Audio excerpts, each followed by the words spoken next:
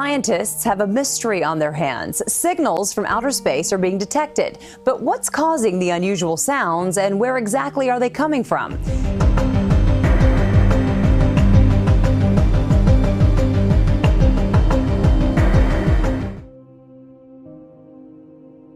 If we don't improve our pace of progress, I'm definitely, going to be dead before we go to Mars. The whole purpose of SpaceX is really to help make life multiplanetary. Well, we're building a production line. Production line is the hard part. Making one of something is well, at this point, frankly, designing rockets is not that hard. Especially if it's an expendable rocket, it's not really a hard problem. You can literally read books that'll tell you exactly how to do it. The hard part is now actually building that thing even once is hard.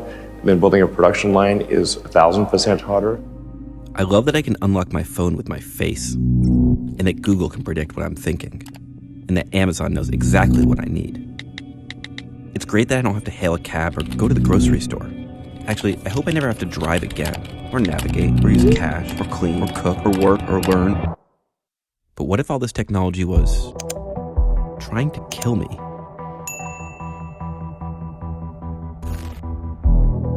The same technology that is making your life easier is being weaponized. That feature that unlocks your phone with your face, here it is attached to a self-firing machine gun. Its manufacturer, Kalashnikov, made this video to show the gun using object recognition software to identify targets. They say it gets more accurate the more you use it. That drone advertised to get awesome snowboarding shots? Here's one that doesn't require a pilot. This ad shows it with a high explosive warhead. It hangs out in the sky until it finds an enemy radar system, then crashes headfirst into it. Oh, and that driverless car you thought was so cool? Well, here it is in tank form at a Russian arms fair. It's called the T-14. Dmitry here says he's selling them to the Russian government. Это модуль, в котором уже нету экипажа. Это полностью роботизированная система, которая работает в автоматическом режиме.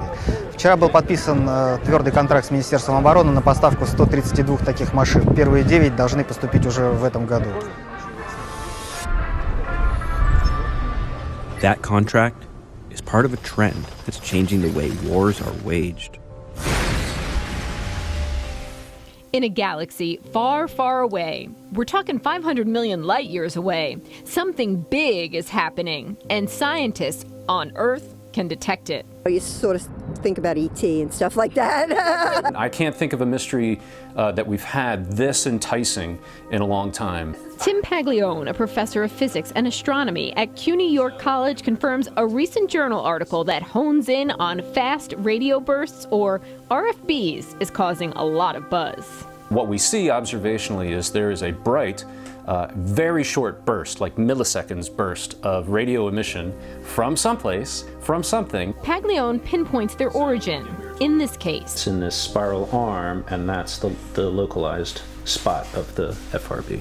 What's most exciting about this signal from outer space is that it repeats itself every 16 days. They used to be a one-off. There'd just be this burst and then you'd never see it again. And so that made it even more mysterious. scientists wondered if what they witnessed was even real, but picking up on the pattern changes that. They were real, we could determine a lot better where they were. And help eliminate ideas about their origin. There's alien spacecraft out there and they kick on the afterburners. Is that what we're seeing? Paglione says the most likely culprit, a magnetar.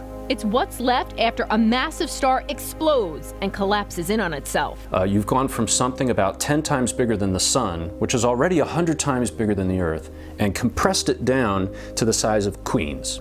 And it could be the reason for those repeated radio signals from outer space. The world's largest IT exhibition, the Consumer Electronics Show, opened on Tuesday in Las Vegas with some 4,500 companies from across the globe showcasing their latest technologies.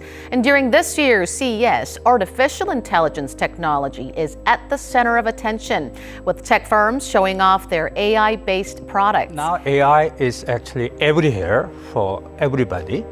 And as you see, KAIST is basically research-oriented university, but we have separate entity called KAIST Institute.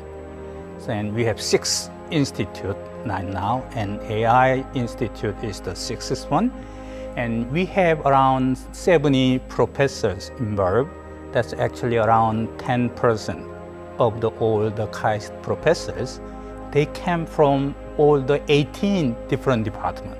That means AI is now penetrating into all industry, all academic disciplines. There's really just one thing that matters, that is a fully and rapidly reusable rocket. That's the one thing that matters. And it needs to be reasonably big, or your payload to non-payload ratio will be kind of whacked. Won't be good. So, just like you wouldn't want a super tanker growing, like container ships, you have a container ship with thousands of containers. You don't, have like a bunch of tiny ships with little outboards on them cruising across the Pacific. That would be silly. So you have big ships when you want to go long distances with serious cargo. So we need a fairly big, but definitely rapidly and completely reusable rocket. This is the fundamental thing. Without that, we're going nowhere. I think we want to aim for a capability of 3 flights a day for the ship. You need to also have orbital refilling or retanking.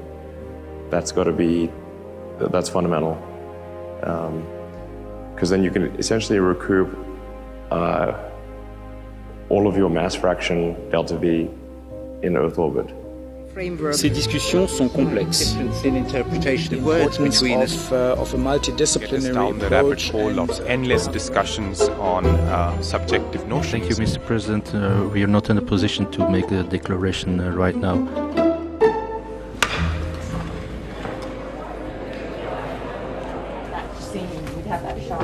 Good morning.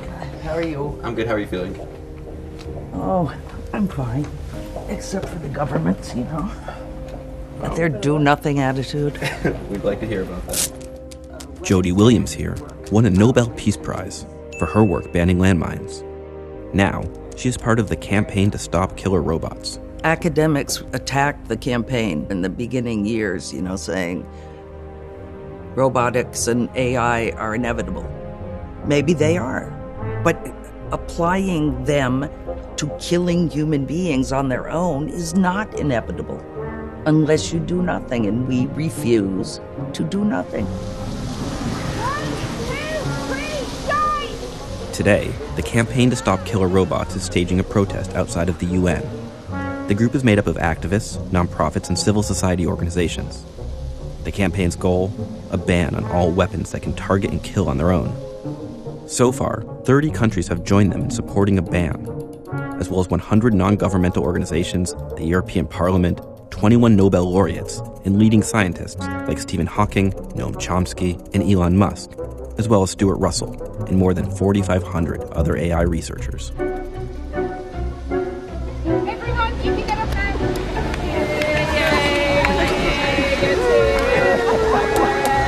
I like dying. Jody's here with Mary Wareham.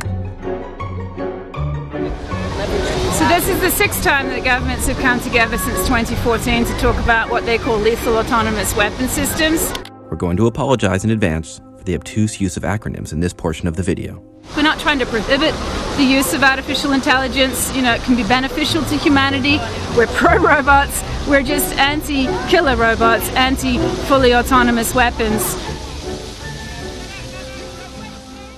The CCW, the Forum of the Convention for Conventional Weapons, which actually has a name this long, and I can never remember it, operates by consensus, which means you either negotiate the lowest common denominator, which means doing pretty much nothing, or if the entire room of diplomats wants to move forward with a treaty, for example, and one state says no, then it goes nowhere. And that's really a dictatorship by one. Once a bullet leaves a gun, the rifleman ceases to have control over that bullet. Autonomy is a way of extending human control beyond the time a munition is deployed. That's the United States arguing that AI will save lives. And remember, without their support, any kind of regulation can't move forward. Using algorithm and software to determine and engage targets reduces people to objects. Estamos claros que un país en desarrollo no tiene la tecnología que estamos discutiendo aquí hoy. ¿Cómo nos vamos a defender? In the U.S. perspective, there is nothing intrinsically valuable about manually operating a weapons system as opposed to operating it with an autonomous function. The United States isn't alone. The countries working hardest to build autonomous weapons insist we can't regulate what doesn't exist yet. And at the same time, their militaries are developing these weapons right now. Полагают, что САС в настоящее время нет, и их создание – это вопрос будущего. 中方认为 ，LOS 应被理解为全自主致命武器系统，目前尚不存在。 The line between a semi-autonomous weapon that has a human in control and a fully autonomous weapon could simply be a software patch. Indeed, some may say it is similar to trying to discuss the internet in the 80s, 70s, 60s. At this stage, it is not necessary or desirable at this time to define laws. This so-called difficulty of definitions continues to be willful obfuscation. The truth is, whether they exist or not just depends on how you define them. We don't have weapons with artificial general intelligence, or AI that's as smart as humans. But we do already have weapons that can use AI to search, select, and engage targets in specific situations. And the technology is only getting better. So it could easily take another 10 years before they even agree on a definition of what an autonomous weapon is. And by that time, it'll be too late. I think for some countries, that's the point. In the ongoing race between technology and diplomacy, technology is winning.